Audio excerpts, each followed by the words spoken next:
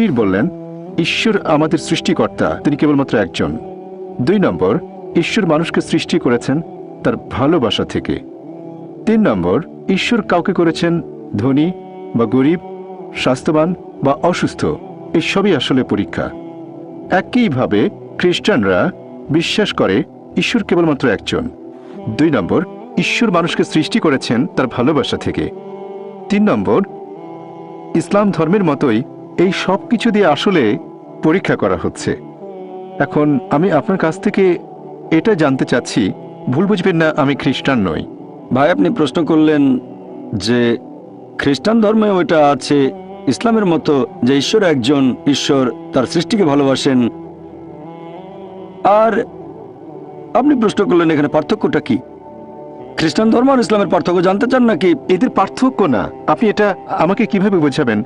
একটু আগেই আপনি বললেন ইসলাম ধর্ম বাদে অন্য কোনো ধর্মের ইবাদতই গ্রহণ করা হবে না। আচ্ছা আচ্ছা ভাই, সুন্দর প্রশ্ন করেছেন। এবার আপনার প্রশ্নটা বোঝা যাচ্ছে। প্রথমে আপনি একটা মন্তব্য করেছিলেন, প্রশ্নবোধক চিহ্ন থাকলে বোঝা যায়, মন্তব্য হলে প্রশ্ন খুঁজে নিতে হয়। ইসলাম ধর্মে ইবাদতের বিভিন্ন কার্যকলাপের সাথে অন্যান্য ধর্মের ইবাদতের মধ্যে পার্থক্যটা কি, ইসলামে আলাদা কি আছে? খ্রিস্টান ধর্ম বলছে ঈশ্বর একজন, আরো বলছে যে ঈশ্বর আমাদের ভালোবাসেন। ইসলাম বলছে আল্লাহ একজন, ইসলাম বলছে আল্লাহ তার সৃষ্টিকে ভালোবাসেন। ইসলাম ইবাদত করতে বলছে খ্রিস্টান ধর্ম, তাই বলছে এখন এই ইবাদতের মধ্যে পার্থক্যটা কি ইসলাম আর খ্রিস্টান ধর্মে? অথবা ইসলাম ধর্মে আলাদা এমন কি আছে যেটা অন্য কোনো ধর্মে নেই, বিশেষ করে খ্রিস্টান ধর্ম? ভাই, যদি আপনি একটু মনোযোগ দিয়ে কোরআন পড়েন সঠিকভাবে, আমার লেকচারে বিভিন্ন বিষয় ব্যাখ্যা করেছি, এরপর যদি বাইবেলও পড়েন সঠিকভাবে, যদি সঠিক ব্যাখ্যা পড়েন, আমরা জানি যীশু খ্রিস্ট বা ঈসা আলাইহিস সালাম আল্লাহ সুবহানাহু ওয়া তাআলা প্রেরিত একজন নবী ও রাসূল। সেই মুসলিম আসলে মুসলিম নয় যদি সে যীশু খ্রিস্টকে নবী বলে বিশ্বাস না করে। আমরা মানি যে তিনি অলৌকিকভাবে জন্মেছিলেন কোনো পুরুষের হস্তক্ষেপ ছাড়াই। আমরা মানি যে তিনি হলেন মসীহ অর্থাৎ খ্রিস্ট। আমরা মানি যে তিনি আল্লাহর নির্দেশে জন্মান্ধর কুষ্ঠরোগীদের সুস্থ করেছিলেন। আমরা মানি যে তিনি আল্লাহর নির্দেশে মৃত মানুষকে জীবন দিয়েছেন। তবে আমাদের মধ্যে পার্থক্য আছে। অনেক খ্রিস্টান আছে যারা বলে যে যীশু খ্রিস্ট নাকি নিজেকে ঈশ্বর বলে দাবি করেছিলেন। তাহলে একটা হলো বাইবেলের সাথে পার্থক্য, আর একটা পার্থক্যের জায়গায় হচ্ছে খ্রিস্টানরা যেটা মনে করে, যেটা প্র্যাকটিস করে, এটার সাথে যে পার্থক্য। অনেক খ্রিস্টান বলে যে যীশু খ্রিস্ট নিজেকে ঈশ্বর বলে দাবি করেছিলেন। যখন তারা বলে যে ঈশ্বর একজন, তারা বলে যীশু খ্রিস্ট হলেন সর্বশক্তিমান। আর এই ব্যাপারটাতে আমরা মুসলিমরা আপত্তি জানাই। গোটা বাইবেলে একেবারে পরিষ্কার করে বলা এমন একটা অনুচ্ছেদ পাবেন না যেখানে যীশু খ্রিস্ট তার নিজের মুখে বলেছেন যে আমি ঈশ্বর অথবা আমার উপাসনা করো। তাহলে একজন সাধারণ খ্রিস্টানের কাছে ইবাদত করা হলো যীশু খ্রিস্টের ইবাদত বা উপাসনা করা। আমি আবার আগের কথাটা বলছি, গোটা বাইবেলে একেবারে পরিষ্কার করে বলা এরকম একটা অনুচ্ছেদ পাবেন না যেখানে যীশু খ্রিস্ট তার নিজের মুখে এই কথাটা বলেছেন যে আমি ঈশ্বর অথবা আমার উপাসনা করো। যদি কোনো খ্রিস্টান আমাকে পুরো বাইবেল থেকে এমন একটা অনুচ্ছেদ দেখাতে পারে যেখানে যীশু খ্রিস্ট নিজের মুখে বলেছেন যে আমি ঈশ্বর অথবা আমার উপাসনা করো, আমি ডক্টর জাকির নায়েক, তাহলে আজকে খ্রিস্টান ধর্ম গ্রহণ করব। তরবারের নিচে আমি আমার মাথা রাখছি। আমি অন্য মুসলিম ভাইদের পক্ষ নিয়ে কথা বলছি না, কারণ বাইবেল পড়লে দেখবেন এটা বলা হচ্ছে গসপেল অফ জন অধ্যায় নম্বর 14 অনুচ্ছেদ 28, যীশু খ্রিস্ট নিজের মুখে বলেছেন আমার পিতা আমার চেয়ে মহান।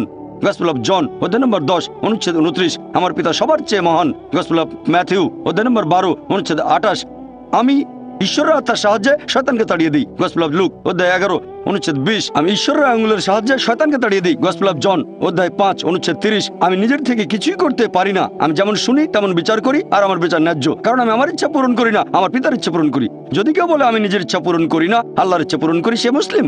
সেজন্য আমার লেকচারে বলেছিলাম যে যীশু খ্রিস্ট আসলে ছিলেন একজন মুসলিম। কোরআন এটা বলছে সূরা আলে ইমরান অধ্যায় 3 আয়াত 52। আবার আছে গসপেল অফ জন অধ্যায় 17 অনুচ্ছেদ 3, এই হলো অনন্ত জীবন, যাতে তোমরা জানতে পারো যীশু খ্রিস্টকে যাকে ঈশ্বর পাঠিয়েছেন। এরপর আছে গসপেল অফ জন অধ্যায় 14 অনুচ্ছেদ 24, যে কথাগুলো শুনছো সেগুলো আমার নয় বরং আমার পিতার যিনি আমাকে পাঠিয়েছেন। এরপর পরিষ্কার বলা হচ্ছে বুক অফ অ্যাক্টস অধ্যায় 2 অনুচ্ছেদ 22, হে ইসরায়েলবাসী মনোযোগ দিয়ে শোনো, নাজারেত শহরের যিশু ঈশ্বর মনোনীত একজন মানুষ, তোমাদের মাঝে অনেক অলৌকিক কাজ করবে, ঈশ্বর তাকে দিয়ে করাবেন, তোমরা তার সাক্ষী থাকবে। ঈশ্বর মনোনীত মানুষ তোমাদের মাঝে সে অলৌকিক কাজ করবে যেগুলো ঈশ্বর তাকে দিয়ে করাবেন, তোমরা তার সাক্ষী থাকবে। তাহলে যীশু খ্রিস্ট ছিলেন আল্লাহ তাআলার গুরুত্বপূর্ণ একজন নবী, তবে তিনি আল্লাহ নন। কখনোই বলেননি আমার ইবাদত করো। তবে দুর্ভাগ্যজনকভাবে খ্রিস্টান চার্চ এখন প্রচার করে মোক্ষ লাভের কথা। বাইবেলে স্বর্গের কথা বলা হয়েছে, নরকের কথা বলা হয়েছে, তবে ইহকালের জীবনের উদ্দেশ্যটা সেখানে বিস্তারিত বলা হয়নি। এ ব্যাপারে কেউ কিছু বলেনি। তবে পল কিছু কথা বলে গেছেন। পলের কথা আছে করিন্থিয়ানসে অধ্যায় নম্বর 15। পল বলছেন 1 করিন্থিয়ান অধ্যায় 15, যদি যীশু খ্রিস্ট আমাদের পাপের ভার বহন করে মৃত্যুবরণ না করেন, আমাদের বিশ্বাস তাহলে ভিত্তিহীন, আমাদের সবকিছু ভিত্তিহীন। তার মানে যীশু খ্রিস্ট আমাদের পাপের বোঝা নিয়ে মৃত্যুবরণ করেছেন পলের কথা অনুযায়ী। আর তারা বাইবেলের একটা অনুচ্ছেদের কথা বলে, গসপেল অফ জন অধ্যায় 3 অনুচ্ছেদ 16, ঈশ্বর জগৎকে এত ভালোবাসেন যে একমাত্র জাতপুত্রকে দান করলেন, তাকে যদি কেউ বিশ্বাস করে সে বিনষ্ট হয় না বরং অনন্ত জীবন পায়। তাহলে স্যালভেশন বা মোক্ষলাভ চার্চের কথা অনুযায়ী হচ্ছে বিশ্বাস করব যীশু খ্রিস্ট আমাদের পাপের বোঝা নিয়ে মারা গেছেন, তাহলে আপনি স্বর্গে যেতে পারবেন, বেহেশতে যেতে পারবেন। এখন এই একমাত্র জাতপুত্র, এখানে জাত শব্দটাকে গসপেল অফ জন অধ্যায় 3 অনুচ্ছেদ 16 থেকে বাদ দেওয়া হয়েছে। খ্রিস্টান ধর্মের উচ্চপদস্থ 32 জন বিশেষজ্ঞ বাদ দিয়েছেন। নতুন ভার্সনে শব্দটা নেই, তাদের অভিযোগ এটা বানানো গল্প, পরে ঢোকানো হয়েছে, ওখানে ছিল না। তারা খ্রিস্টান ধর্মকে নিজের মতো করে বানিয়ে নিয়েছে। তবে যীশু খ্রিস্ট নিজের মুখে বলেছেন, এক লোক যিশুর কাছে আসলো, গসপেল অফ ম্যাথিউ অধ্যায় নম্বর 19 অনুচ্ছেদ 16 এবং 17, হে ভালো প্রভু, আমি কোন ভালো কাজটা করব যাতে অনন্ত জীবন পেতে পারি? আমি কোন ভালো কাজ করব যাতে স্বর্গে যেতে পারি? যীশু খ্রিস্ট তার উত্তরে বললেন যে তুমি আমাকে ভালো বলছো কেন? ভালো আর কেউ নয়, আছে শুধু একজন, সর্বশক্তিমান ঈশ্বর। তোমরা যদি অনন্ত জীবন পেতে চাও তাহলে ঈশ্বরের আদেশ মেনে চলো। যিশু বলেননি যে তোমরা যদি বেহেশতে যেতে চাও তাহলে বিশ্বাস করতে হবে আমি তোমাদের পাপ বহন করেছি। তিনি কথা কখনোই বলেননি, বলেছেন ঈশ্বরের আদেশ মানো। আর যীশু খ্রিস্ট নিজের মুখে বলেছেন বাইবেলে গসপেল অফ ম্যাথিউ অধ্যায় 5 অনুচ্ছেদ 17 থেকে 20, তোমরা ভেবো না যে আমি আগের নবীদের বিধি ব্যবস্থা ধ্বংস করতে এসেছি। আমি এগুলো ধ্বংস করতে আসিনি, এসেছি পূরণ করতে। আকাশ ও পৃথিবী লোপ না হওয়া পর্যন্ত এই বিধি ব্যবস্থার একটা বিন্দু বিসর্গ লোপ পাবে না, সবই পূর্ণ হবে। আর যারা এই বিধি ব্যবস্থা পালন করে অন্যদেরকে শিক্ষা দেয় তারা স্বর্গের রাজ্যে মহান গণ্য হবে। আর যারা এই বিধি ব্যবস্থার সামান্য একটু আদেশ অমান্য করে তাদের স্বর্গরাজ্যে তুচ্ছ গণ্য করা হবে। যদি তোমাদের ন্যায়নিষ্ঠতা শিক্ষক আর ফরিসীদের ন্যায়নিষ্ঠকে অতিক্রম না করে তাহলে তোমরা স্বর্গের রাজ্যে প্রবেশ করতে পারবে না। যদি ভালো খ্রিস্টান হতে চান তাহলে ঈশ্বরের সব আদেশ মানতে হবে, যে ঈশ্বর কেবলমাত্র একজন, মূর্তি পূজা করবো না, মুসা আলাইহিস সালাম যেগুলো করতে বলেছিলেন। তাহলে দেখতে পাচ্ছেন বাইবেল নিয়ে যদি গবেষণা করেন দেখবেন সেখানে মাত্র একজন ঈশ্বরের কথা আছে, ট্রিনিটি না। আল্লাহ পবিত্র কোরআনে বলেছেন সূরা নিসা অধ্যায় 4 আয়াত 171, ওয়ালা তাকুলু সালাসা, তোমরা ট্রিনিটি বলো না, ইনতাও খায়রুল লাকুম, নিবৃত হবে, এতে তোমাদের কল্যাণ। যদি বলেন ঈশ্বর একের ভিতরে 3, সেটা হবে শিরক, মোক্ষ লাভ করতে পারবেন না।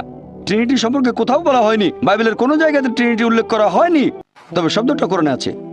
সূরা নিসা অধ্যায় 4 আয়াত 171, তো ছাড়াও আছে সূরা মাইদা অধ্যায় 5 আয়াত নাম্বার 73, বলা হয়েছে লাকাদ কাফারাল্লাযিনা কালু ইন্নাল্লাহু সালিসু সালাসা, তারা কুফরি করছে, ধর্মের অবমাননা করছে যারা বলে যে আল্লাহ তিনের মধ্যে একজন। বাইবেলের কোনো জায়গায় ট্রিনিটি শব্দটা ব্যবহার করা হয়নি। এর কাছাকাছি শব্দটা আছে ফার্স্ট এপিস্টল অফ জন অধ্যায় 5 অনুচ্ছেদ 7, বলা হয়েছে স্বর্গের রাজ্যে 3 জন হিসাব লিপিবদ্ধ করেন, পিতা, পুত্র, পবিত্র আত্মা, আর এরা 3 জন এক। এখন বাইবেলের এই অনুচ্ছেদটা খ্রিস্টান ধর্মের উচ্চপদস্থ 32 জন বিশেষজ্ঞ বাইবেল থেকে বাদ দিয়েছেন, কারণ তাদের মতে এটা বানানো গল্প, পরে ঢুকানো হয়েছে। এই শব্দটা কখনোই এখানে ছিল না। তাহলে ট্রিনিটি শব্দের কাছাকাছি যে অনুচ্ছেদ ট্রিনিটি বলা হয়নি, তবে কাছাকাছি, সেটাকে বাদ দিয়েছেন কারণ এটা বানানো গল্প। তাহলে বুঝতে পারছেন, যদি যাচাই করতে চান কোনটা সঠিক বাইবেলে, তখন দেখবেন ফুরকান, এটাই হলো মানদণ্ড। এই মানদণ্ডই বলবে কোনটা সঠিক কোনটা বেঠিক। যদি তুলনা করে দেখেন আর খ্রিস্টানদের বাইবেল পড়েন, বাইবেলে কখনোই বলা হয়নি যে যীশু খ্রিস্ট সর্বশক্তিমান ঈশ্বর।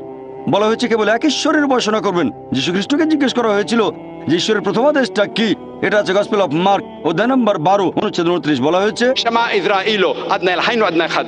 এই হিব্রু ধৃতির মানে, শোনো হে ইসরায়েলবাসী, প্রভু আমাদের ঈশ্বর কেবল একজন। এখন খ্রিস্টানদের বাইবেল পড়ে দেখবেন আমাদের জীবনের সঠিক উদ্দেশ্য বলা হয়নি, এটা অস্পষ্ট।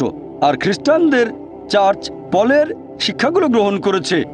সেন্ট পল বলেছেন যদি বিশ্বাস করো যিশু তোমার পাপ নিয়ে মারা গেছেন তাহলে তুমি স্বর্গে যেতে পারবে। তারপর যা খুশি করেন, চুরি করেন, ধর্ষণ করেন, যে কোনো অপরাধ করতে পারেন, যদি আমার পাপের বোঝা নিয়ে যীশু খ্রিস্ট ক্রুশবিদ্ধ হয়ে মৃত্যুবরণ করে থাকেন তাহলে আমি যা খুশি করতে পারি।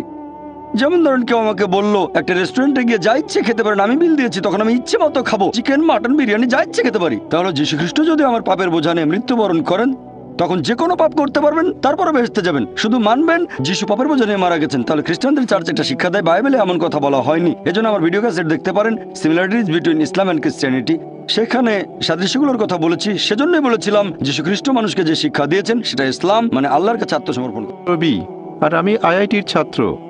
আর মানুষ ঈশ্বরকে ভালোবাসেন, আর ঈশ্বরকে ভালোবাসলে যে সব গুণের কথা বলেছিলাম, সততা, দানশীলতা, এগুলো অটোমেটিক্যালি চলে আসবে। তাহলে এটার কি প্রয়োজন আছে যে আমরা আল্লাহ তাআলার নির্দেশ মানব যেগুলো আছে কোরআনে?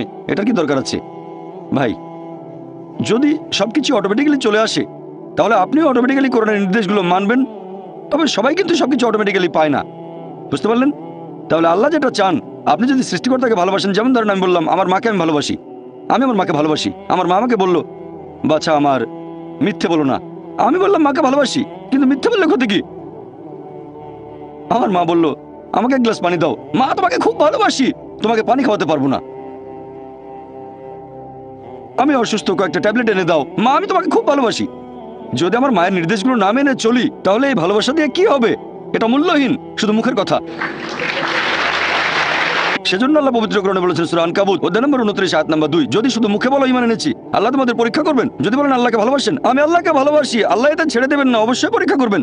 শুধু যদি বলেন আল্লাহকে ভালোবাসি, শুধু যদি বলেন ঈমান এনেছি, আল্লাহকে বিশ্বাস করি, অবশ্যই আল্লাহ আমাদের পরীক্ষা করবেন। তাহলে এই জীবন একটা পরীক্ষা। এরপর যখন পরীক্ষা দিতে যাবেন, আপনি যদি সেই পরীক্ষার নিয়ম কানুন না জানেন, তাহলে সমস্যা হবে। যেমন ধরেন, আপনি একটা পরীক্ষা দিতে বসবেন, প্রথমে আপনি দেখবেন সেই পরীক্ষার সিলেবাসটা কি, তারপর সেই সিলেবাস অনুযায়ী পড়বেন। এখন আল্লাহ বেশ কিছু কথা বলেছেন, আমি আপনার সঙ্গে একমত। কিছু জিনিস বা গুণ, যেমন সততা, দানশীলতা, এগুলো মানুষের ভেতরে থাকে, আল্লাহ এগুলো দিয়েছেন। তবে অনেক কিছুই তো আমরা জানি না।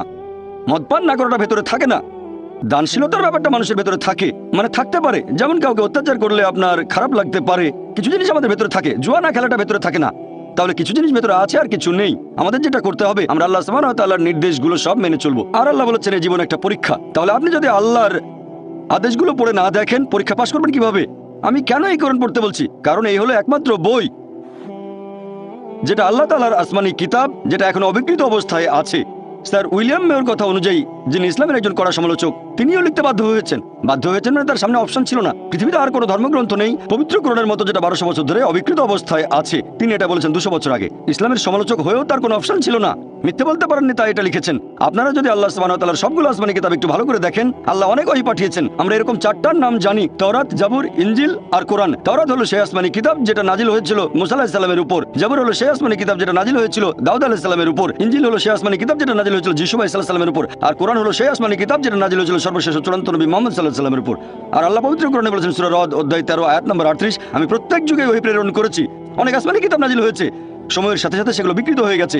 একমাত্র যে আসমানি কিতাব এখন অবিকৃত অবস্থায় আছে সেটা পবিত্র কোরআন। সেজন্য আমি বলেছি, যদি আল্লাহর সত্যিকারের আদেশগুলো মেনে চলতে চান তাহলে কোরআন পড়েন। আর আপনি যদি হিন্দু হন, জিজ্ঞেস করতে পারেন এটা কিভাবে প্রমাণ করবেন। সেজন্য আমার লেকচার শুনবেন, অনুষ্ঠিত হবে 18 জানুয়ারি রবিবার, সিমিলারিটিজ বিটুইন হিন্দুইজম অ্যান্ড ইসলাম। মাইকে আমার নাম প্রসন্ন, MBBS এর ছাত্র। স্যার, আপনি বললেন যে প্রয়োজন ছাড়া পশু হত্যা করা ঠিক না, টার্গেট প্র্যাকটিস বা শিকারের জন্য। বর্তমানে পৃথিবীতে একজন মানুষ ভেজিটেরিয়ান হয়েও সুস্থভাবে আর সুন্দরভাবে থাকতে পারে। তাহলে শুধুমাত্র খেতে সুস্বাদু বলে এই পশুদের হত্যা করা আপনার মতে সঠিক না ভুল? ভাই, প্রসন্ন খুব সুন্দর প্রশ্ন করেছেন, আর টপিকের সাথে খুবই প্রাসঙ্গিক। আমি আমার লেকচারে বলেছি পশু পাখি হত্যা করা উচিত না, তারা আল্লাহর সৃষ্টি। যদি না খাওয়ার প্রয়োজন হয়, টার্গেট প্র্যাকটিস করবেন না। তাহলে মুসলিমরা কেন পশু হত্যা করে? ভেজ খেয়ে সুস্থ থাকতে পারে আপনার মতে, MBBS এর একজন ছাত্র। তাহলে শুধু ভালো স্বাদের জন্য কেন প্রাণী হত্যা? ভাই, 1 নম্বর পয়েন্ট, একজন মুসলিম পুরো ভেজিটেরিয়ান হয়েও খুব ভালো মুসলিম হতে পারে।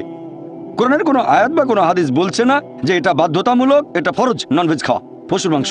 ভেজিটেরিয়ান হয়েও আপনি খুব ভালো মুসলিম হতে পারেন। তবে আল্লাহ সুবহানাহু ওয়া তাআলা পবিত্র কোরআনে বলেছেন সূরা মাইদা অধ্যায় নম্বর 5 আয়াত নম্বর 1, তোমাদের জন্য খাদ্য সব চতুষ্পদ প্রাণী যেগুলো তোমাদের জন্য হালাল, সেই সব চতুষ্পদ তোমাদের জন্য হালাল, উল্লেখিত পশুগুলো বাদে। আল্লাহ বলেছেন সূরা নাহাল অধ্যায় নম্বর 16 আয়াত নম্বর 5 যে আল্লাহ তোমাদের জন্য চতুষ্পদ জন্তু সৃষ্টি করেছেন যাতে তোমরা তাদের মাংস খেতে পারো। পবিত্র কোরআনে সূরা মুমিনুন অধ্যায় 23 আয়াত 21 যে নিশ্চয়ই গবাদি পশু তোমাদের জন্য একটি নিদর্শন, কারণ তাদের শরীরের ভেতর থেকে তোমাদের জন্য দুধ উৎপাদন করি, এতে তোমাদের জন্য উপকারিতা আছে, আর এদের মাংস তোমরা খেতে পারো। সৃষ্টিকর্তা আল্লাহ সুবহানাহু ওয়া তাআলা আমাদের অনুমতি দিয়ে, যদি মাছ দাও সন্তুষ্ট থাকবেন 2 মাস, যদি মাংস দাও সন্তুষ্ট থাকবেন 3 মাস, যদি খরগোশ দাও তাহলে সন্তুষ্ট থাকবেন 4 মাস, যদি ছাগলের মাংস দাও সন্তুষ্ট থাকবেন 5 মাস, শূকরের মাংস দিলে 6 মাস, হরিণের মাংস দিলে 7 মাস, আর পাখির মাংস দিলে 8 মাস। এভাবে আরো অনেক বলা হয়েছে।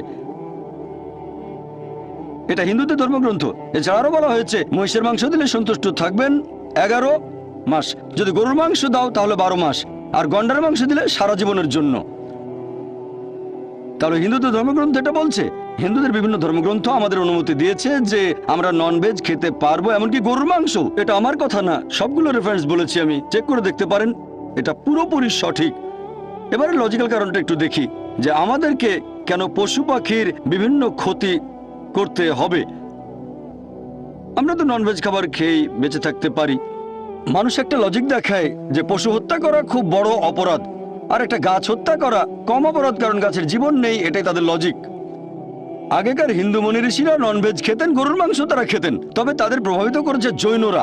তাদের অহিংসা নীতি এরকম বলে যে গাছের কোনো জীবন নেই, তাই গাছপালা খাওয়া পশু হত্যা করার চেয়ে অনেক কম অপরাধ। তবে এখন আমি জানি যে গাছপালার জীবন আছে, এখন তাদের লজিক বদলে গেছে। বলে আচ্ছা ভাই জাকির, মানলাম গাছের জীবন আছে, তবে গাছ ব্যথা অনুভব করতে পারে না, তাই গাছ হত্যা পশু হত্যা করার চেয়ে কম অপরাধ। এখন বিজ্ঞান আরো উন্নত হয়েছে আর আমরাও জানতে পেরেছি যে গাছপালাও ব্যথা অনুভব করে। গাছপালার নার্ভাস সিস্টেম আছে, ব্যথা অনুভব করে, গাছ কাঁদতেও পারে, অনেক সময় খুশি হয়, আবার কখনো দুঃখ পায়। তবে গাছপালার কান্না আমরা মানুষরা শুনতে পাই না, কারণ মানুষ যে তরঙ্গের শব্দ শুনতে পারে সেটা 20 সাইকেল পার সেকেন্ড থেকে 20,000 সাইকেল পার সেকেন্ড পর্যন্ত, এর নিচে বা উপরে মানুষ শুনতে পায় না। আপনারা হয়তো সাইলেন্ট ডগ হুইসেল দেখেছেন, কুকুর 40,000 পার সেকেন্ড পর্যন্ত শুনতে পারে। তাহলে এই হুইসেলের শব্দটা মানুষের শ্রবণযোগ্য তরঙ্গের উপরে, মানে 20,000 সাইকেল পার সেকেন্ডের উপরে, তবে 40,000 সাইকেল পার সেকেন্ডের নিচে।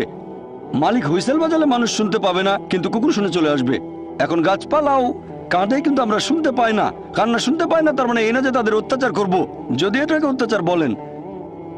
একবার এক লোক বলেছিল যে ভাই জাকির, আমি মানছি গাছপালার জীবন আছে, গাছপালা ব্যথা অনুভব করে, তবে গাছপালার ইন্দ্রিয় মাত্র 2-3টা, পশু পাখির 5টা ইন্দ্রিয়, এজন্য গাছ হত্যা করাটা ছোট অপরাধ পশু হত্যার চেয়ে। আমি বললাম আচ্ছা ভাই, তর্কের খাতিরে আপনার কথা মানলাম, গাছে 2টো ইন্দ্রিয়, পশু পাখির 5টা আছে। এখন ধরেন আপনার এক ভাই জন্ম থেকে বোবা আর কালা, 2টো ইন্দ্রিয় কম, বলতে পারে না, শুনতে পারে না। বড় হওয়ার পরে একটা লোক তাকে মেরে ফেললো, তখন কি জজের কাছে গিয়ে বলবেন, ও মাই লর্ড, খুনিকে একটু কম শাস্তি দেবেন কারণ আমার ভাই 2টো ইন্দ্রিয় কম ছিল? আপনি তো বলবেন ওকে আরো বেশি শাস্তি দেন, আমার ভাই মাসুম, একেবারে নিষ্পাপ, আমার ভাইকে মারলো কিভাবে? ইসলামিক লজিক এভাবে বলে না যে 2টো ইন্দ্রিয় কম বা বেশি। আল্লাহ পবিত্র কোরআনে বলেছেন সূরা বাকারা অধ্যায় 2 আয়াত 168, তোমাদের যে ভালো খাদ্যবস্তু দিয়েছি তা থেকে তোমরা আহার করো, ভালোটা খাবেন, খারাপটা খাবেন না। খেয়াল করলে দেখবেন যে গবাদি পশু যদি হত্যা না করেন, গবাদি পশুর জীবনচক্র বেশ ছোট, দ্রুত বংশ বিস্তার করে এরা। খাবারের জন্য গবাদি পশু হত্যা না করলে একসময় মাত্রাতিরিক্ত গবাদি পশু সমস্যা হয়ে দাঁড়াবে। গরু, ছাগল, ভেড়া খুব দ্রুত বংশ বিস্তার করে এরা। আর একজন ভারতীয় যদি ননভেজ খাবার খেতে না চায় তাতে আমার কোনো সমস্যা নেই, আপনি ননভেজ না খেতে চাইলে আমার তাতে কোনো সমস্যা নেই, ব্যক্তিগতভাবে আমি খুশি, কারণ সব ভারতীয় আর হিন্দুরা ননভেজ খাওয়া শুরু করলে তো মাংসের দাম অনেক বেড়ে যাবে। এবারের প্রশ্ন মহিলাদের মধ্য থেকে আমি দেখতে পাচ্ছি, আপনারা এবার সুযোগ পাবেন। বোন, আপনি প্রশ্ন করুন। আসসালামু আলাইকুম। এই প্রশ্নটা আসলে টপিকের সাথে প্রাসঙ্গিক নয়, তবে আমাদের এক বোন এই ব্যাপারে আপনার মতামতটা জানতে চাচ্ছেন। আমরা ছেলে মেয়েদের সেকুলার স্কুলে পাঠাচ্ছি, এতে করে তারা ইসলামী মূল্যবোধ থেকে দূরে সরে যাচ্ছে। যদিও অনেক বোন মনে করেন ছেলে মেয়েদের সেকুলার স্কুলে পাঠালে কোনো সমস্যা নেই যদি তারা বাসায় ইসলামী শিক্ষা পায়, আপনি কি বলবেন? বোন, আপনি প্রশ্ন করলেন, আমিও একমত এটা টপিকের বাইরে, তবে চেয়ারপারসন অনুমতি দিয়েছেন, আমিও উত্তর দেব। আপনি প্রশ্ন করলেন যে আমাদের ছেলে মেয়েদের সেকুলার স্কুলে পাঠানো ঠিক হবে কিনা আর ইসলাম শিখবে বাসায়। বোন, এই সেকুলার শব্দের মানে ঈশ্বরের সাথে কোনো সম্পর্ক নেই। যদি আপনার ছেলেকে কোনো সেকুলার স্কুলে পাঠান, সেকুলার মানে ঈশ্বর যেখানে গৌণ, তবে বুঝতে পারছি আপনি নন ইসলামিক স্কুলের কথা বলছেন, খ্রিস্টান মিশনারি স্কুল ইত্যাদি, তবে সেকুলার মানে ঈশ্বরের সাথে কোনো সম্পর্ক নেই। যদি এমন স্কুলে পাঠান যেখানে ঈশ্বরের গুরুত্ব নেই, তারা নাস্তিক, তাহলে সমস্যা হবে। স্কুলে শেখাবে ঈশ্বর নেই, বাসায় শেখাবেন ঈশ্বর আছে, বিরোধ তৈরি হবে, সন্তান তখন সমস্যায় পড়বে। এটা বাদে যদি অন্য কোনো স্কুলে পাঠান যারা ভুল জিনিস শেখায়, যারা আল্লাহ ব্যতীত অন্য কারো উপাসনা করা শেখায়, যেমন খ্রিস্টানরা প্রতিদিন সকালে যীশু খ্রিস্টের উপাসনা করে, বাসায় শেখালেন যীশু খ্রিস্টকে উপাসনা করা শিরক, সন্তান দ্বিধাদ্বন্দ্বে পড়ে যাবে। আপনি কি করছেন জানেন? এখানে সন্তানের জন্য সমস্যা তৈরি করছেন।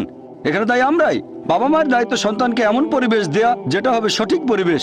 এখানে সন্তানকে বেঁধে ফেলছেন, হাত পা বেঁধে সুইমিং পুলে নামিয়ে দিয়ে বলছেন এবার সাঁতার কাটো। কিভাবে সাঁতার কাটবে? তাই বোন, আমি এখানে বলবো পার্থিব জ্ঞান আমাদের কাজে লাগবে, এটা গুরুত্বপূর্ণ। মানুষ জাতির উদ্দেশ্যে কোরআনে আল্লাহ তাআলার প্রথম নির্দেশ সূরা ইকরা অধ্যায় 96 আয়াত নাম্বার 1, সেটা ইকরা মানে পাঠ করো, মানে শিক্ষিত করা। আমাদের প্রিয় নবী বলেছেন এটা সব মুসলিমের জন্য আবশ্যিক, হোক পুরুষ বা নারী জ্ঞান আহরণ করবে। তাহলে জ্ঞান অর্জন আবশ্যিক, দুটোই প্রয়োজন, ধর্মীয় শিক্ষা পাশাপাশি পার্থিব শিক্ষা, এই দুটোই গুরুত্বপূর্ণ। তবে সাবধান থাকবেন পার্থিব শিক্ষা গ্রহণ করার সময় ধর্মীয় শিক্ষা যেন পিছিয়ে না পড়ে, আর এখানে দুটোই থাকতে হবে। ভালো হয় সন্তানকে এমন স্কুলে পাঠান যেখানকার শিক্ষার সাথে বিরোধ নেই আল্লাহ সুবহানাহু ওয়া তাআলার নির্দেশের। তবে সবচেয়ে ভালো যে স্কুলে দুই ধরনের শিক্ষাই দেয়া হয়। চিন্তা করেন, এমন স্কুলে পাঠালেন যেখানে পড়ানো হয় ডারউইনের থিওরি যে মানুষ বাঁদর থেকে এসেছে। আল্লাহ বলেছেন আমরা এসেছি আদম এবং হাওয়া থেকে। সন্তান দ্বিধাদ্বন্দ্বে পড়ে যাবে। কতগুলো দ্বিধা দূর করতে পারবেন?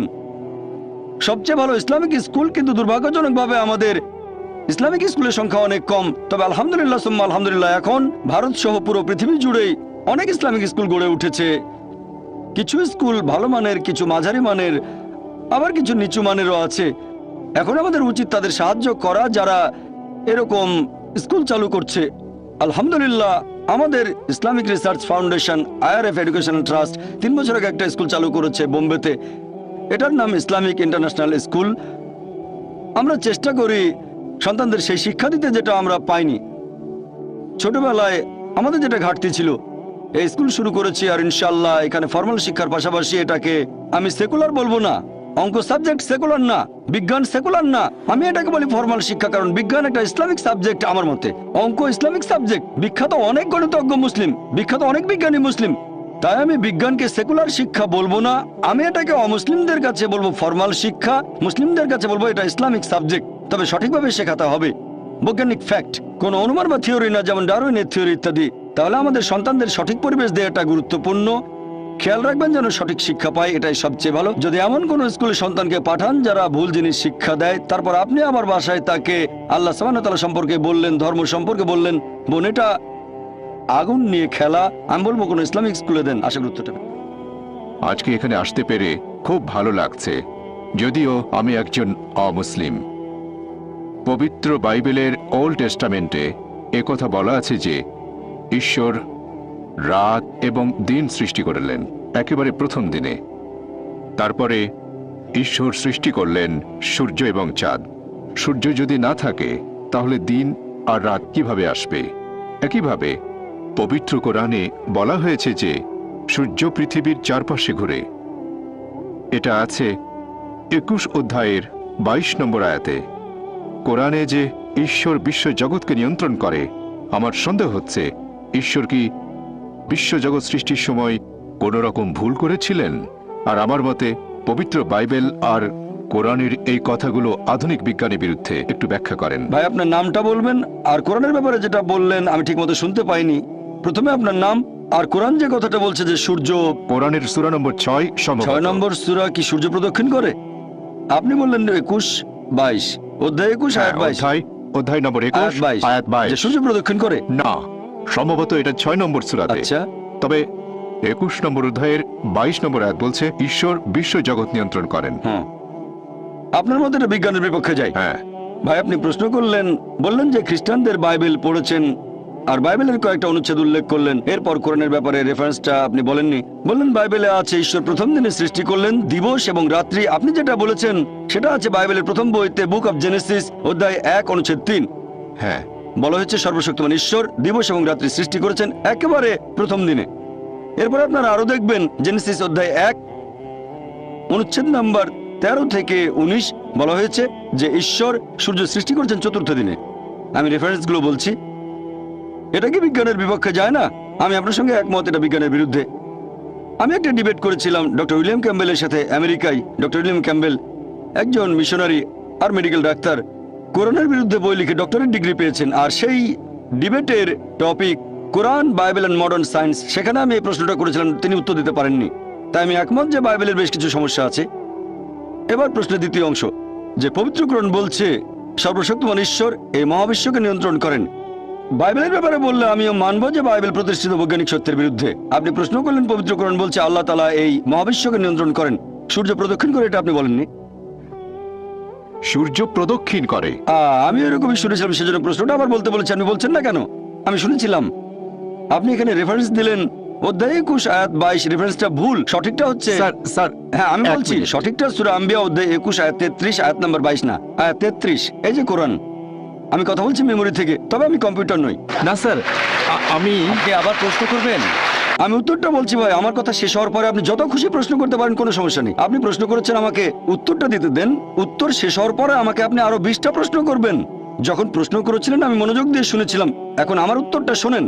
আর উত্তরের শেষে আপনি যত খুশি প্রশ্ন করতে পারেন। আপনাকে অনেক সময় দেবো, যদি চেয়ারম্যান রাজি না হন তাহলে অনুরোধ করবো আরেকটু সময় দিতে। আপনি খুশি মনে এখানে এসেছেন, আমরাও খুশি এখানে আপনি এসেছেন।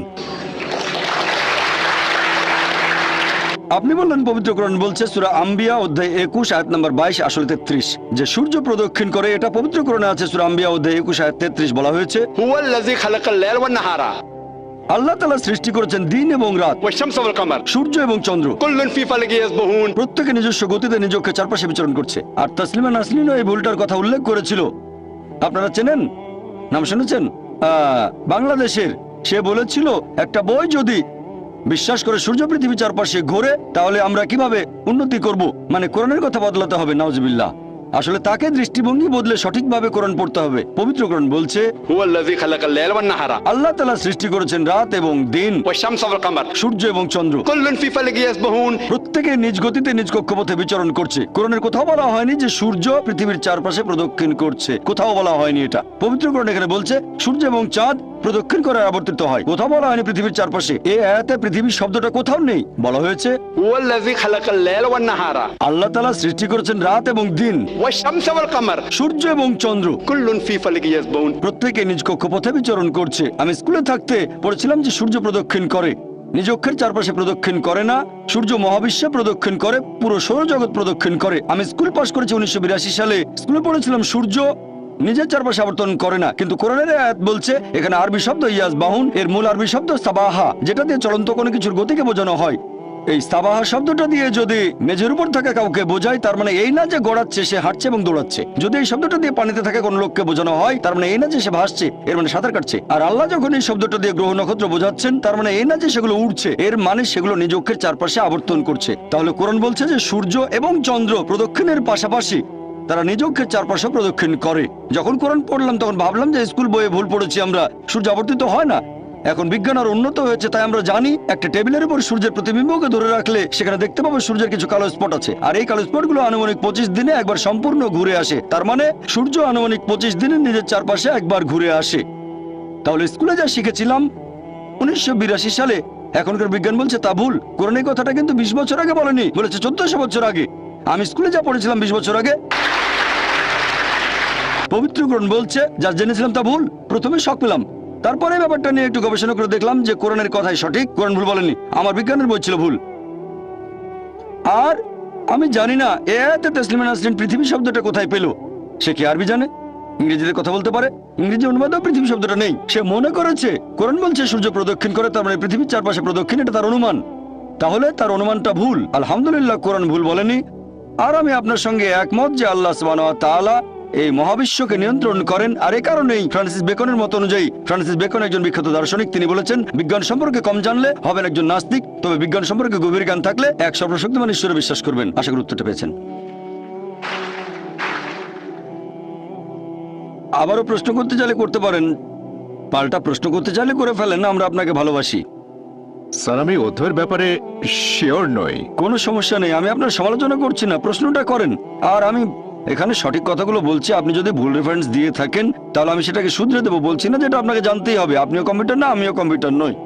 তবে আমার মনে হয় এটা আছে 8 নম্বর সূরাতে, সম্ভবত সূর্য পৃথিবীর চারপাশে ঘুরছে। কোরআনের কোথাও এটা বলা নেই। আপনাকে আমি বলছি যে আয়াতটা বলেছেন সেটা সূরা আম্বিয়া অধ্যায় 21 আয়াত নাম্বার 33। তাসলিমা নাসরিন এটা বলেছিল, এছাড়াও ইসলামের অনেক সমালোচকও বলেছিল। অধ্যায় 8 মানে সূরা আনফালের কোথাও বলা হয়নি যে সূর্য ঘুরছে, কোন আয়াতেই বলছে না সূর্য ঘুরছে। এর কাছাকাছি যে আয়াতটা পাবেন, যদি আরবি না জানেন তাহলে কোরআনের অনুবাদ পড়েন, এটা সূরা আম্বিয়া। আপনার রেফারেন্সটা ছিল কাছাকাছি, মাত্র 11টা আয়াতের পার্থক্য। আপনার রেফারেন্সটা ছিল সঠিক, অধ্যায় নাম্বারটা সেটা 21, তবে আয়াতটা 22 নম্বর ছিল না, সেটা ছিল 33। আপনার কাছে কোরআন আছে? না, অধ্যায় নম্বর 21 আয়াত 22, ঈশ্বর বিশ্ব জগৎকে নিয়ন্ত্রণ করেন। আচ্ছা, আরেকটা, ঈশ্বর মহাবিশ্বকে নিয়ন্ত্রণ করেন। এখন আমি আপনাকে বলি, বিজ্ঞান এখনো এতটা উন্নত হয়নি যে আল্লাহ সুবহানাহু ওয়া তাআলা সম্পর্কে কিছু জানাতে পারবে। একটা লেকচার দিয়েছিলাম, is the Quran God's word, সেখানে বৈজ্ঞানিকভাবে প্রমাণ করেছি যে আল্লাহ সুবহানাহু ওয়া তাআলা আছেন। ভলান্টিয়ারদের অনুরোধ করবো ওনাকে একটা ভিডিও ক্যাসেট দিতে। ভাই আশরাফকে অনুরোধ করছি, আপনি ভলান্টিয়ারদের বলেন আমি আপনাকে গিফট করব একটা video cassette, is the Quran God's word. সেখানে বেশ কিছু বৈজ্ঞানিক বিষয় নিয়ে আমি বলেছি, আর আমি প্রমাণ করেছি বিজ্ঞান দিয়ে যে আল্লাহ সুবহানাহু ওয়া তাআলা অবশ্যই আছেন। তাই আজকের বিজ্ঞান আর সেরা বিজ্ঞানীরা ঈশ্বরকে তারা বাদ দিচ্ছেন না, তারা ঈশ্বরের নকল রূপগুলো বাদ দিচ্ছেন, লা ইলাহা, তারা আল্লাহকে বাদ দিচ্ছেন না, বরং ঈশ্বরের নকল রূপগুলোকে তারা বাদ দিচ্ছেন, লা ইলাহা ইল্লাল্লাহ। বুঝলেন? পৃথিবীর সেরা বিজ্ঞানীরা এটা বলছেন। তারা সবাই ঈশ্বরে বিশ্বাস করেন, বেশিরভাগ, কেউ কেউ হয়তো বিশ্বাস করে না, তবে বেশিরভাগ বিজ্ঞানী মানেন একজন সৃষ্টিকর্তা অবশ্যই আছেন। বিশ্বজগৎ কিভাবে সৃষ্টি হয়েছে? বর্তমানের বিজ্ঞান আমাদের বলছে যে এই বিশ্বজগৎ কিভাবে সৃষ্টি হয়েছে। কিভাবে? বিগ ব্যাং এর মাধ্যমে, ঠিক? হ্যাঁ, হ্যাঁ, খুব ভালো, বিগ ব্যাং। আর বর্তমানের বিজ্ঞান বলে যে একেবারে প্রথম দিকে ছিল বিন্দু, পুরো বিশ্বজগৎ, তারপর সবকিছু আলাদা হয়ে গেল, একটা বিস্ফোরণ, সেখান থেকে হলো গ্যালাক্সি, তারপর হলো নক্ষত্র, বিভিন্ন গ্রহ, চাঁদ, সূর্য, আমাদের এই পৃথিবী। এটাকে বলা হয় বিগ ব্যাং। আমরা বিগ ব্যাং সম্পর্কে কবে জানতে পেরেছি? 20 বছর, 30 বছর, 40 বছর আগে, ঠিক? হ্যাঁ ঠিক। আল্লাহ পবিত্র কোরআনে বলেছেন সূরা আম্বিয়া অধ্যায় নম্বর 21 আয়াত নম্বর 30, আল্লাহ 1400 বছর আগে বলেছেন, আল্লাহ বলেছেন যে অবিশ্বাসীরা কি এটা দেখে না আকাশমণ্ডলী আর পৃথিবী ওতপ্রোতভাবে মিশেছিল? অবিশ্বাসীরা কি দেখে না أن السماوات والأرض যে আকাশমণ্ডলী ও পৃথিবী মিশেছিল, আমি তাদের পৃথক করে দিলাম? তাহলে আল্লাহ বলছেন আকাশ আর পৃথিবী একসাথে ছিল, আমি তাদের আলাদা করে দিলাম। বিজ্ঞানীরা এখন এই বিগ ব্যাং সম্পর্কে বলছেন, আর কোরআন 1400 বছর আগেই সেটা সংক্ষেপে বলেছে। এ কথা কে বলতে পারেন? বিজ্ঞান তো সে সময় উন্নত ছিল না। কে? আমাদের স্রষ্টা। এভাবে পুরো একটা লেকচার দিয়েছি। আপনি আমার ভিডিও ক্যাসেট দেখেন, কোরআন এন্ড মডার্ন সায়েন্স আর is the Quran God's word. ইনশাআল্লাহ যদি আপনি খোলা মন নিয়ে দেখেন তাহলে আপনিও এটা মানবেন, আল্লাহ একজন আর তিনি বিশ্বজগতের স্রষ্টা। ধন্যবাদ। আপনি যে কোনো প্রশ্ন করতে পারেন, আমার কখনোই খারাপ লাগবে না। আমি জানি আপনার কথা পরস্পর বিরোধী না হলেও কোনো সমস্যা নেই, এটা আমার কাজ, আমি একজন দায়ী, এটা আমার পেশা। আমার সমালোচনা করতে পারেন, কোরআনের সমালোচনা করতে পারেন, আমার বয়স কম, এগুলো আমি নিতে পারবো আলহামদুলিল্লাহ, কোনো সমস্যা নেই। আমি কখনোই বিরক্ত হব না, আপনি যে কোনো প্রশ্ন করতে পারেন, কোনো সমস্যা নেই। এখন প্রশ্ন করলেন যে আমি যখন লেকচার দিচ্ছিলাম বলেছিলাম শুধু আনন্দের জন্য আমরা পশু হত্যা করব না, খেলার জন্য। শিকার করে কোনো পশুকে হত্যা করবেন না, কোনো উদ্দেশ্য ছাড়া নয় যে শিকার করে মজা পেলেন। এখন আমরা কি না, প্রাণী হত্যা করা মোটেও অপরাধ হবে না যদি করে থাকেন খাবারের জন্য।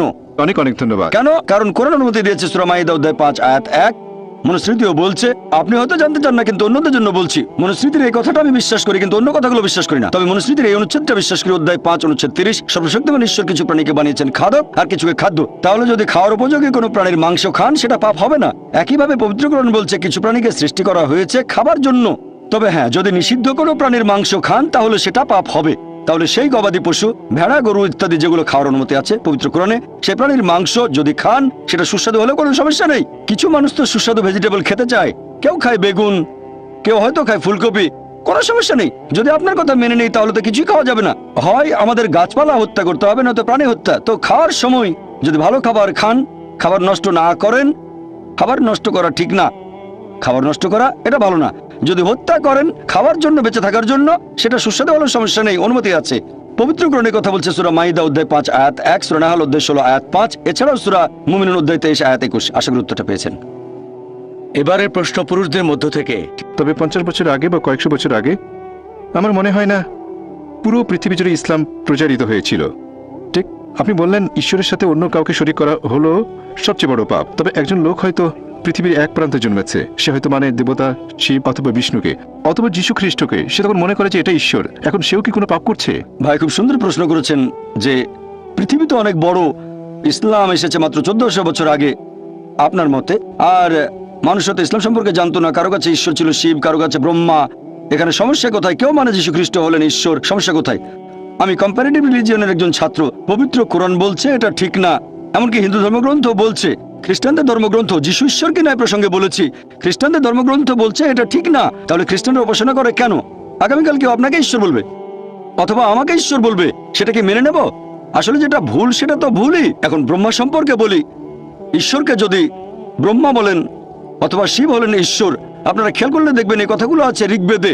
ঋগ্বেদ গ্রন্থ নম্বর 2 অনুচ্ছেদ 1 পরিচ্ছেদ 3, সর্বশক্তিমান ঈশ্বরকে 33টি আলাদা নামে ডাকা হয়েছে শুধুমাত্র ঋগ্বেদে গ্রন্থ 2 অনুচ্ছেদ 1। তার একটা হচ্ছে ব্রহ্মা। ব্রহ্মা অর্থ সৃষ্টিকর্তা। সৃষ্টিকর্তার আরবি করলে হবে খালিক। আমাদের মুসলিমদের কোনো আপত্তি থাকবে না যদি কেউ বলে সর্বশক্তিমান ঈশ্বর খালিক, সৃষ্টিকর্তা বা ব্রহ্মা। কিন্তু কেউ যদি বলে ব্রহ্মা হলেন সর্বশক্তিমান ঈশ্বর যার 4টা মাথা, প্রত্যেক মাথায় একটা মুকুট, আমরা মুসলিমরা এই কথায় প্রবল আপত্তি জানাবো। এছাড়াও আপনি যাচ্ছেন যজুর্বেদের বিরুদ্ধে। অধ্যায় 32 অনুচ্ছেদ 3 বলা হয়েছে न तस्य प्रतिमा अस्ति। মহান ঈশ্বরের কোনো প্রতিমূর্তি নেই। বিষ্ণুর ব্যাপারও এক। বিষ্ণু মানে পালনকর্তা। এই পালনকর্তা বা রক্ষাকর্তা শব্দটাকে যদি আরবি করেন সেটা হবে রব। আমাদের মুসলিমদের কোনো আপত্তি নেই যদি কেউ সর্বশক্তিমান ঈশ্বরকে বলে রব বা পালনকর্তা বা রক্ষাকারী বা বিষ্ণু। কিন্তু যদি কেউ বলে বিষ্ণু হলেন সেই ঈশ্বর যিনি সাপ দিয়ে তৈরি আসনে করে ঘুরে বেড়ান, 4টা হাত আছে, একটা হাতে চক্র, বাম হাতে শাঁখ, গরুর নামে একটা পাখির পিঠে চড়ে বেড়ান, আমরা মুসলিমরা প্রবল আপত্তি জানাবো। এছাড়াও আপনি যাচ্ছেন শ্বেতাসূত্র উপনিষদের বিরুদ্ধে। অধ্যায় নম্বর 4 অনুচ্ছেদ 19 বলা হয়েছে न तस्य प्रतिमा अस्ति। ঈশ্বরের কোনো প্রতিমূর্তি নেই। তাহলে ভাই যদি কিছু মানুষ ভুল জিনিস মেনে চলে, এমন ব্রহ্মাকে মানে যার কোনো প্রতিমূর্তি নেই, আর তার সাথে যদি কাউকে শরীক না করে, কোনো সমস্যা নেই। আপনার প্রশ্ন নিয়ে বলি যে মানুষ হয়তো ইসলামের কথা জানে না। আমার লেকচার আগেও বলেছি যে ইসলাম কোনো নতুন ধর্ম নয় যেটা এসেছে 1400 বছর আগে।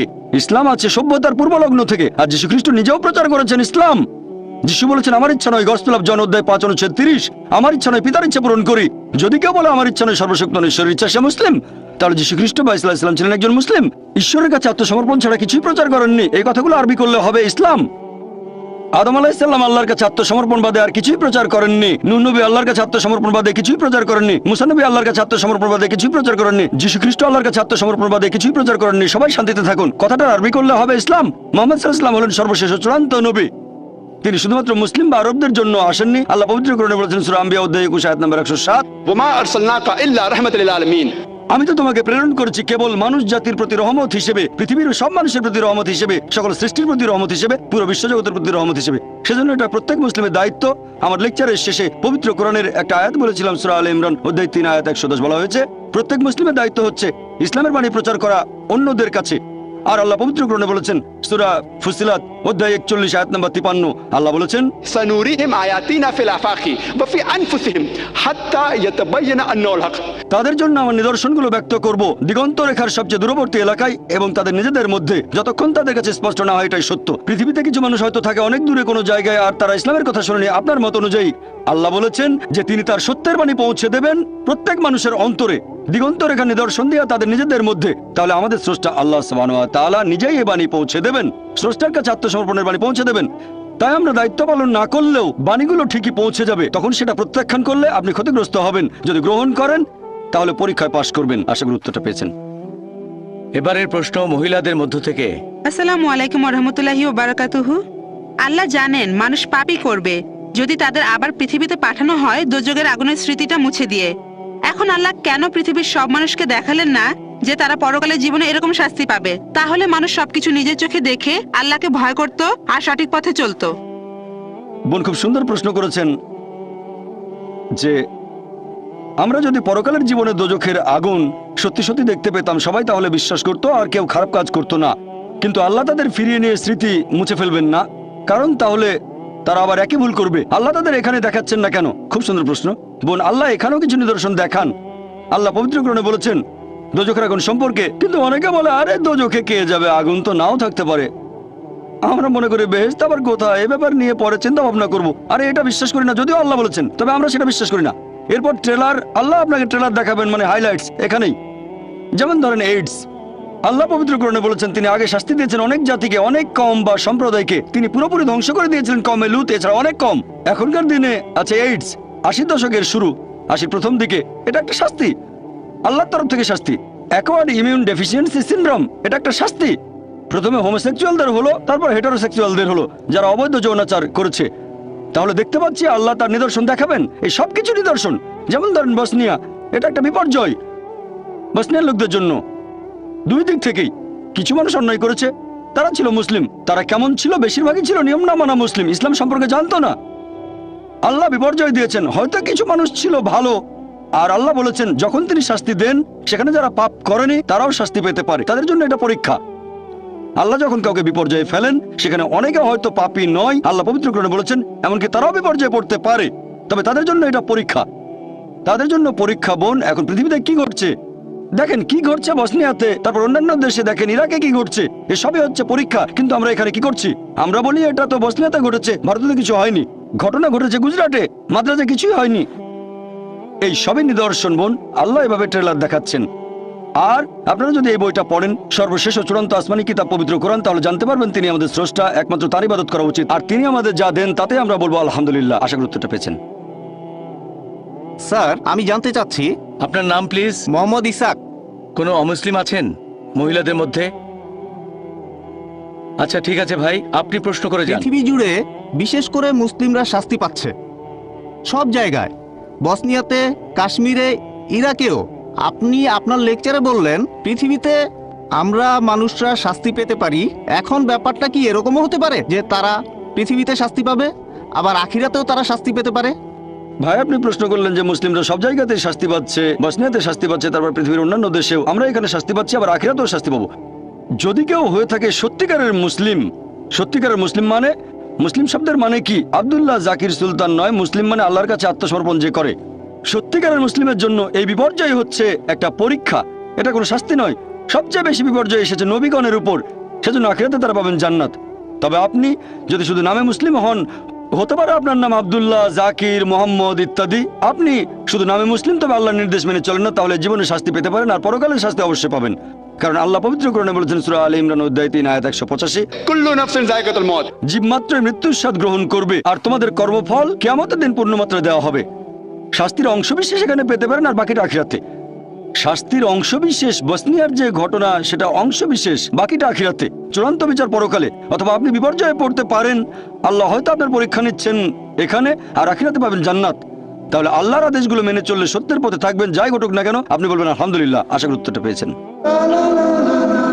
লেকচার শুনতে এসেছি, আর আপনার যুক্তিগুলো সব মেনে আপনার নাম নিয়েছি। আর পেশা বলুন। মুর্তুজা, আমার নাম মুর্তুজা, আর আমি MBA পড়ছি।